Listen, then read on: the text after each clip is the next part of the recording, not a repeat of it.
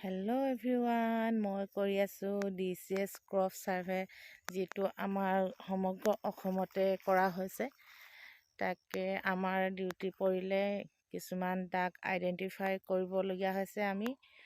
আমাক এগ্ৰিকালচাৰ ফালৰ পৰা পঠাইছে, যদিও আমি গাঁও প্ৰধানৰ দায়িত্বত আছোঁ, তথাপি আমাক আজিকালিতো প্ৰত্যেকটো বিভাগে গাঁও প্ৰধানক সাঙুৰি লৈছে ন, যিহেতু সেইকাৰণে এগ্ৰিকালচাৰেও আমাক এতিয়া এটা ডিউটি দিছে যে কিছুমান ম্যাদী পট্টাৰ দাগ আমি আইডেণ্টিফাই কৰিব লাগে, আৰু সেই জেগাবিলাকত সেই মাটিডৰাত মানে কি তাত আছে, ধান খেতি আছেনে, চাহ খেতি আছেনে, নে তাত মানুহৰ ঘৰ আছেনে, পুখুৰী আছে, সেই সকলোবিলাক আমি ডিজিটেল ক্ৰপ ছাৰ্ভেৰ জৰিয়তে আমি সেইবিলাক জৰীপ কৰিবলগীয়া হৈছে, ছাৰ্ভে কৰিবলগীয়া হৈছে।